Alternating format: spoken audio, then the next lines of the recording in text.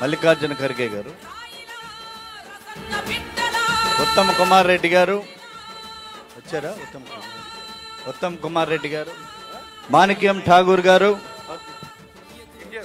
India కూటమి ఐక్యత, మనోజ్ చౌహాన్ గారు, ఇండియా కూటమి ఐక్యత, ఇండియా కూటమి ఐక్యత. మనోజ్ చౌహాన్ గారు ముందుగా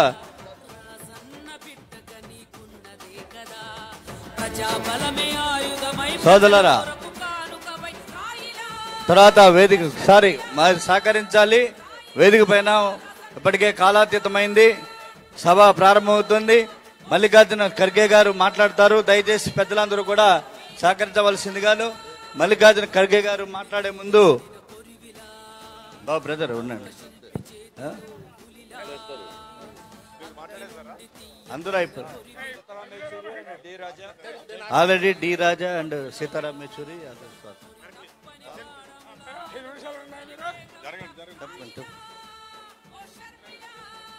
దయచేసి సహకరించాలి. వేదిక పైన అలాగే మల్లికార్జున ఖర్గే గారు మాట్లాడే ముందు ఒకసారి వందనం పబ్లిక్ మీడియా మిత్రుల కోరిక మేరకు జస్ట్ హ్యాండ్ టు హ్యాండ్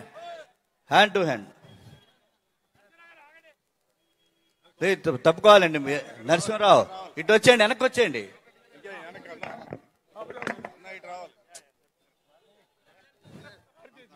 మళ్ళీ లైన్ పెడతారు, వెనక్కి వచ్చేయండి మీరు.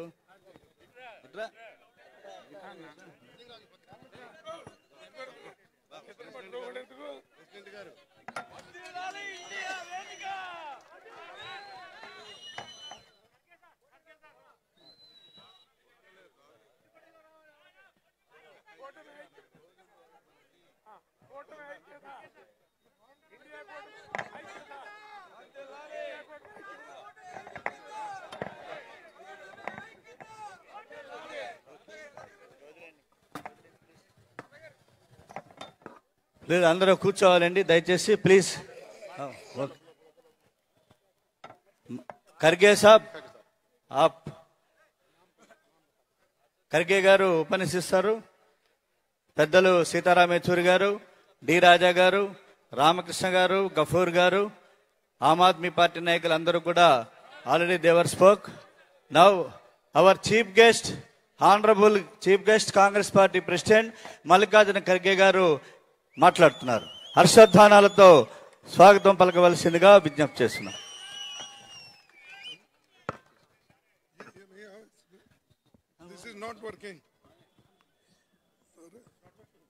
Already it is working, but it is better. Already it is also, but it is better.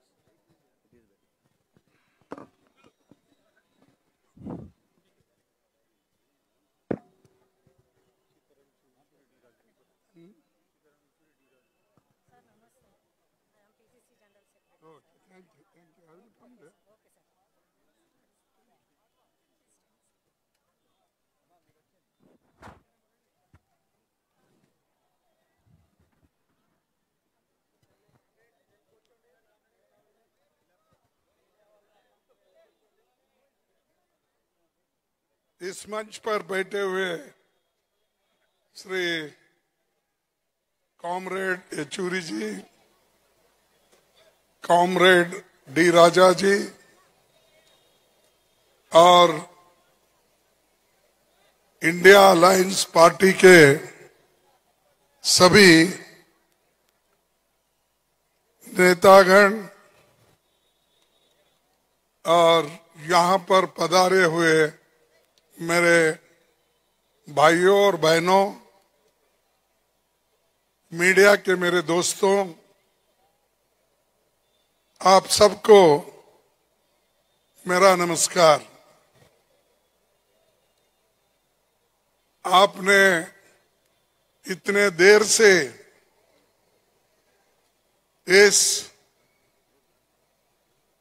चुनावी सभा में बैठे हैं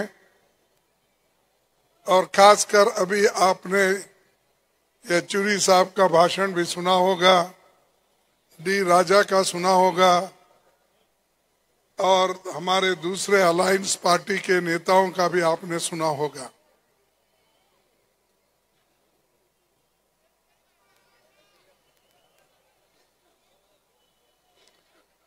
तो ये चुनावी भाषण सिर्फ विजयवाड़ा के लिए नहीं है, ये सारे देश के लोगों को एक संदेश पहुंचाने के लिए हम सब मिलकर लड़ रहे हैं। और किसके खिलाफ लड़ रहे हैं?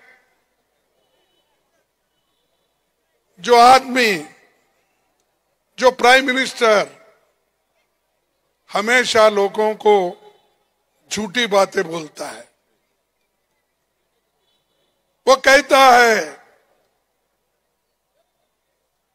कि मोदी की गारंटी, वो कभी नहीं कहा कि ये बीजेपी की गारंटी, बीजेपी सरकार की गारंटी नहीं कहा, लेकिन हमेशा ये मोदी की गारंटी, मोदी है तो मुमकिन है। मोदी की 56 इंच छाती। अरे भाई, तुम्हारी 56 इंच छाती लेके क्या करना है? हमको पेट को खाना दो, नौकरी दो, इन्फ्लेशन बढ़ा है वो तुम कम करो, लोग भूखे मर रहे, उनका इनकम घट रहा है और आपके मित्रों का इनकम बढ़ रहा है। परसों कहे थे वो, इधर राहुल गांधी और कांग्रेस वाले अदानी और अंबानी की बात करने का छोड़ दिए। टेम्पो में पैसे कांग्रेस की तरफ जा रहे हैं और उन्होंने ये भी कहा कि ऑटो में, टेम्पो में, बस में क्या क्या की कहा। मैं पूछना चाहता हूं मोदी जी को, if you are so sure, you have seen it, why you have not stopped it? आपने क्यों नहीं रोका? और अदानी अंबानी को घर पे क्यों नहीं रेड नहीं किया? इनकम टैक्स वहां क्यों नहीं डाला? ईडी की छापे क्यों नहीं मारी गई? ये सब आप करने को तैयार नहीं। जब हम टीका करते थे अदानी अंबानी के बारे में तो आप बोलते थे हमेशा ये झूठ है, लेकिन आपके मुंह से ही निकल गया। You are telling yourself that Adani Ambani are supplying money to Congress party. That's why Congress party is not speaking against them. We are talking every time, but you are hiding them.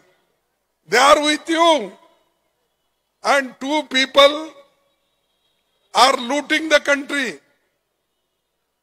इसीलिए हमारे पास कहते हैं, दो बेचने वाले हैं, दो लेने वाले हैं। कौन बेचने वाले? अमित शाह और मोदी। ये पब्लिक सेक्टर को बेचते हैं, एयरपोर्ट को बेचते हैं, पोर्ट को बेचते हैं। सब चीज जो आपके मेहनत से बनी हुई चीजें हैं वो पूरा वो लोग बेचते हैं।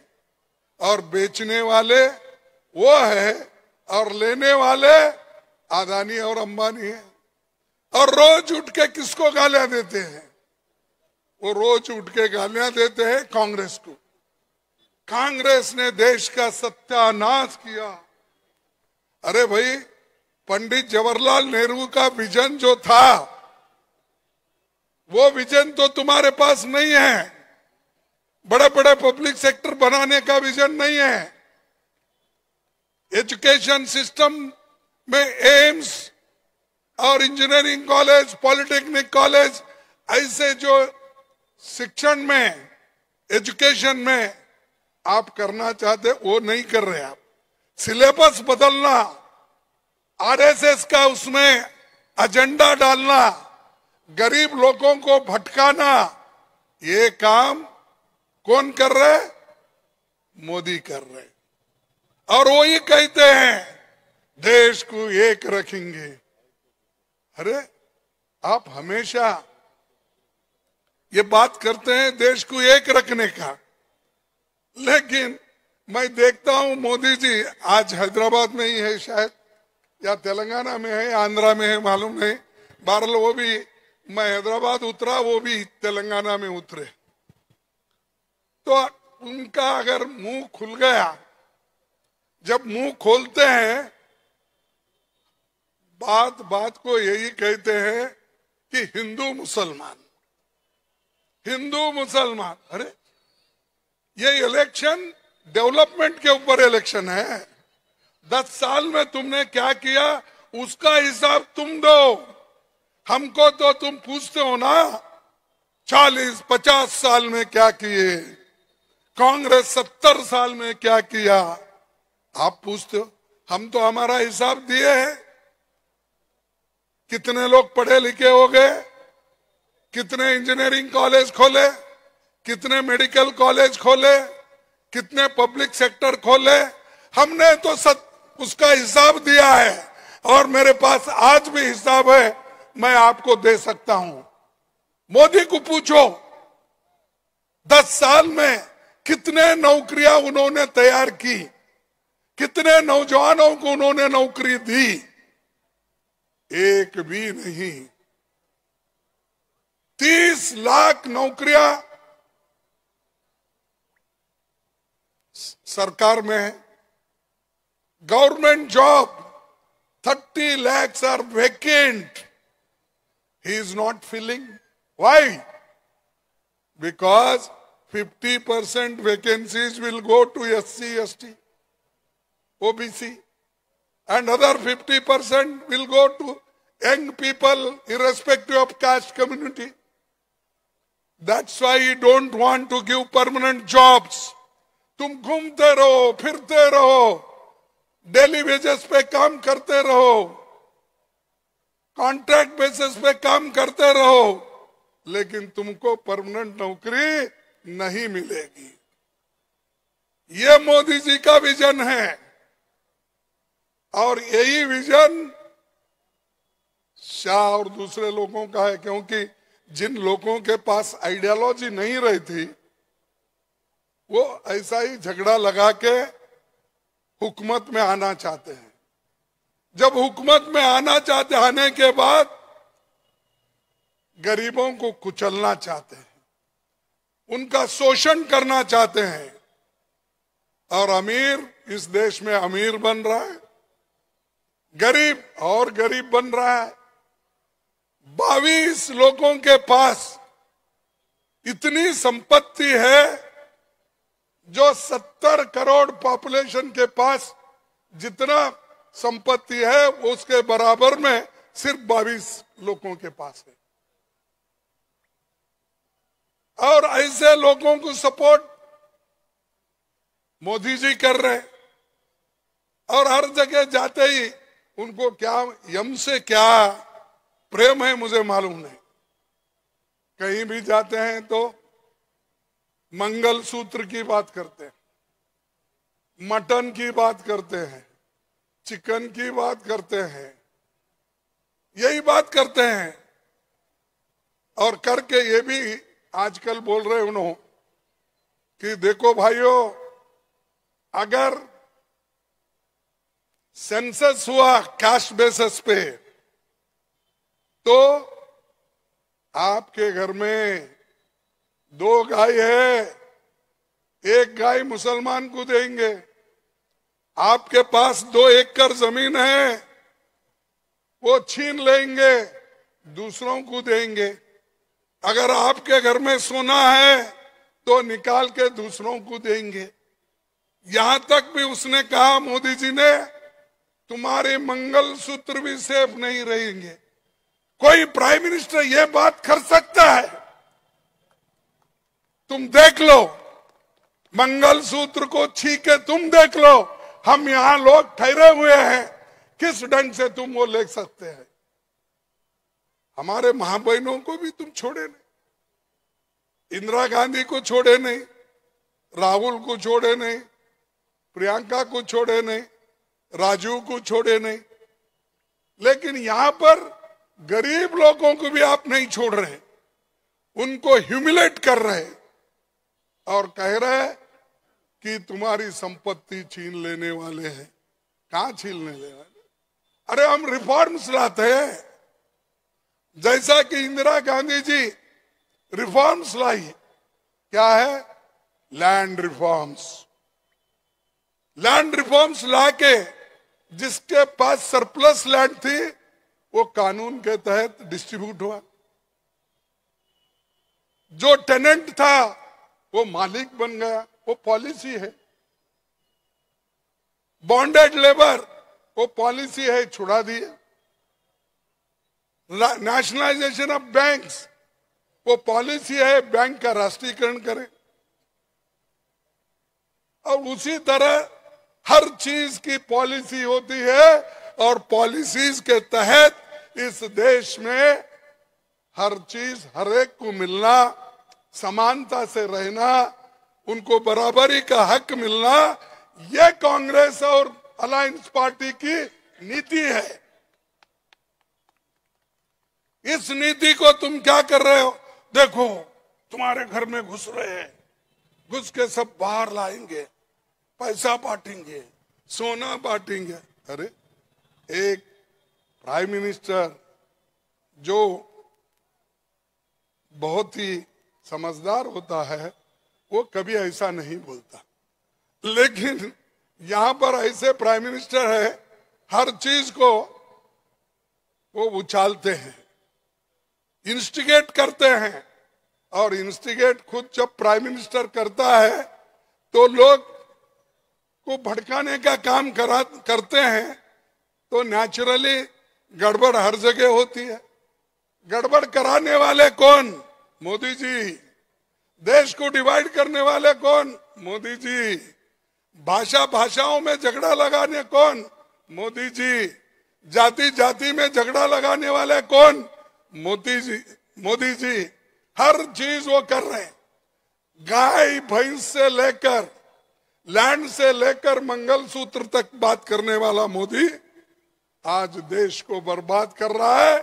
और इस देश में लोकतंत्र को उनसे खतरा है, डेमोक्रेसी को खतरा है और इस देश के संविधान को भी खतरा है। देश के संविधान को आज किससे खतरा है? किसी और से नहीं, सिर्फ मोदी जी, बीजेपी, आरएसएस से खतरा है। उसको हमको रोकना है। We have to stop it. We should stand with democracy, we stand with constitution, stand with fundamental rights. हमारे हकूक के लिए हम लड़ना है। रिजर्वेशन एक भाग है, लेकिन फंडामेंटल राइट्स ये सब के लिए है। वो सब छोड़ दिए। मोदी जी हर जगह बोल रहे, भाइयों और बहनों, तुम्हारे रिजर्वेशन, बैकवर्ड का रिजर्वेशन निकाल के मुस्लिम को दे रहे। कहां दे रहे भाई? कौन से के कहां है? कौन सी कानून है? कहां लाए हैं? अरे स्टेट में हर जगह अपने अपने सहूलत के मुताबिक रिजर्वेशन बनता है, वो बना है। शेड्यूल कास्ट लोग भी जब रिजर्वेशन में होते हैं, एक जगह एक ही कम्युनिटी शेड्यूल कास्ट हो सकती है, वही कम्युनिटी किसी और स्टेट में बैकवर्ड हो सकती है। ये देख लीजिए आप। लेकिन यहां मोदी जी ऐसा सबको एक भ्रमित कर रहे हैं, ऐसा झूठ बोल रहे हैं। झूठ पे झूठ बोलने वाला अगर कोई व्यक्ति है तो झूठों का सरदार मोदी जी है। मैं नहीं बोल रहा हूं, फैक्ट्स बोल रहे हैं। उन्होंने क्या कहा पहले इलेक्शन में? What he said? Congress party Swiss bank में काला धन रखी है। बड़े बड़े इंडस्ट्रियलिस्ट वो भी काला धन स्विस बैंक में रखे हैं। वो पूरा मैं लाके हर एक को 15 lakhs देता हूं, ये बोला या नहीं? Whether he said or not, he said. It means that he is lying. He is a liar. And if I say that he is a liar, some people don't agree. Why? Because they want only a leader like Modi only. He said in the next 15-16, I will give 2 crores jobs to our youths. Every year 2 crores. अब 10 years हो गए, 10 साल हो गए, 20 crores job देना था या नहीं? नहीं देना था। दिया किसी को? Has he given jobs? 20 crore job has he created? Has he given? No. Means he is a liar. I see that Prime Minister usually won't lie. But this Prime Minister, everything is lying. He said, किसान उसकी आमदनी मैं double करूंगा. I make his income double. Has he done it? नहीं. Everything he has not done. Then why the BJP RSS people are propagating that he will do good for the country, good for youths, good for SC, ST, OBC, backwards. A man who is basically a liar, who has not given anything to the people, poor people, he always tells like this. Not only this, he also says, मैं 80 crore लोगों को, 80 crores people, I am giving free food, 5 kg. Food Security Act, according to that, when all UPA friends are here, Sonia Gandhi took a lead and every party supported. 35 kg we were giving. And this fellow 5 kg giving and telling 80 crore लोगों को मैं मुफ्त में खाना दे रहा हूं. अरे तेरे 5 kg कहां, मेरे 35 kg कहां? Such things he tells and he is going on telling. But anyway, I don't want to tell much more because already you are sitting here since 2-3 hours.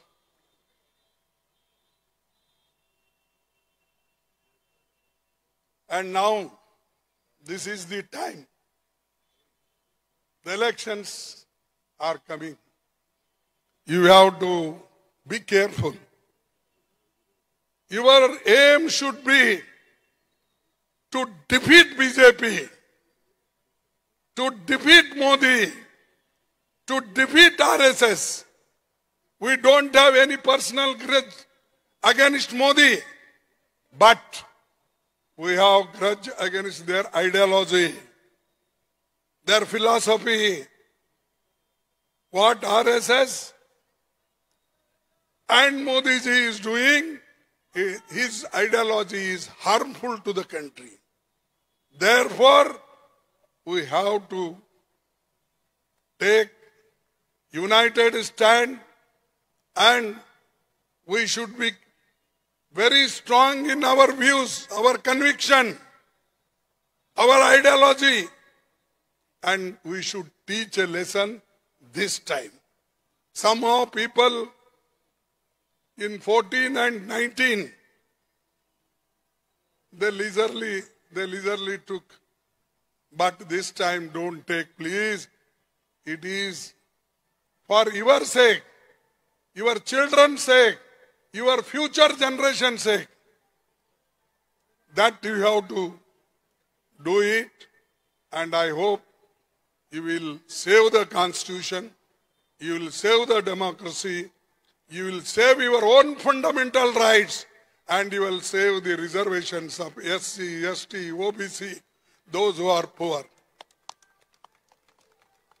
With these words, I request you once again, you all,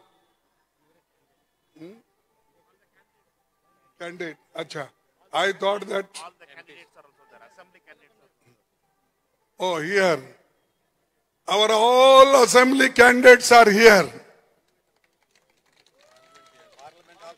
And parliament also. Kindly vote for them. Whatever symbol with these people. Because CPI, CPM different symbol. CPI is different. Congress is different. We all are one to defeat Modi. We all are one to keep unity in this country. We all are one to safeguard your interest. We all are one to give you employment, give you stop this inflation and all these things. And छोड़ो इनको क्या करते कौन कौन है ये यहाँ BJP नहीं है जगन तो है और चंद्रबाबू नायडू है वो बीजेपी जैसा ही है ना भाई they are with BJP B team अब ये टीम को बोले तो क्या you can criticise A team along with that B team will automatically come. So these, because they don't have ideology, they are following Modi. It means that they are going against you poor people. And a man who votes for BJP, a man who votes for Chandrababu Naidu, a man who votes for Jagan, it means that he is voting for BJP. That you keep in mind. And everybody got benefit from Congress only. Where was Chandrababu Naidu? Which party? Born in Congress, brought up in his Mamu's party. Yeah? So original, the foundation seed is Congress. And that fellow is abusing Congress. Who is Jagan? Congress. So he is also attacking us. So these people got everything, prosperity and name in Congress because of Congress, and they themselves are abusing to the Congress party and other parties who want to safeguard the country and keep the unity in the country. So I request all my brothers, what is your name? Bhargav Valluru ये देखिए हमारा parliament candidate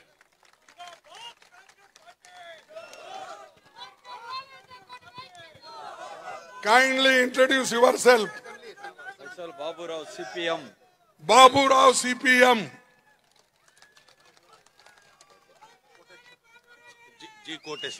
जी Koteswararao Vijayawada west Vijayawada west west west west okay Congress party Vijayawada east east Vijayawada नांचारयाजी okay thank you no please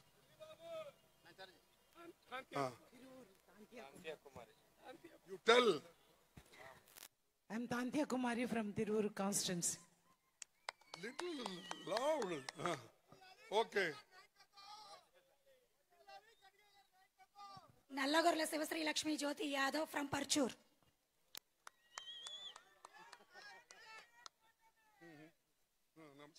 बोलो भाई आपका नाम B Kiran Mylavaram constituency I am district Congress party president चलो चलो हटिए आप कर्नाटक अप्पाराव जग्गेपेट नियोजकवर्गम Congress party thank you I am Vajraya Manda, Nandingam Assembly Constituency. Okay चलो एनीबॉडी प्लीज क्विक you हटो भाई I am Gollu Krishna, contested MP in Machilipatnam.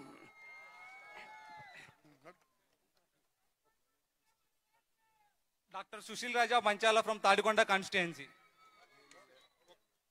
हो गया, थैंक यू ऑल। मैं एक दो स्लोगन करता हूं, एक मिनट भाई, एक दो स्लोगन करता हूं, आप वैसा बोलना।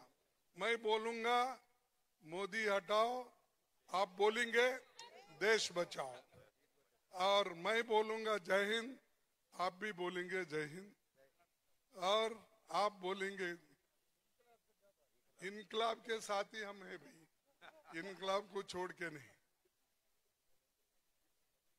मोदी हटाओ, मोदी हटाओ, मोदी हटाओ, मोदी हटाओ। जय हिंद, जय हिंद, जय हिंद।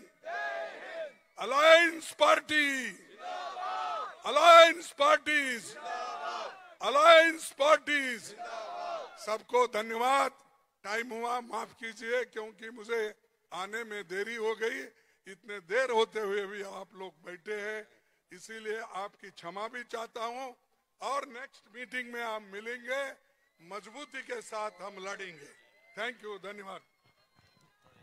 बहुत बहुत ధన్యవాद ఖర్గే సాబ్కు।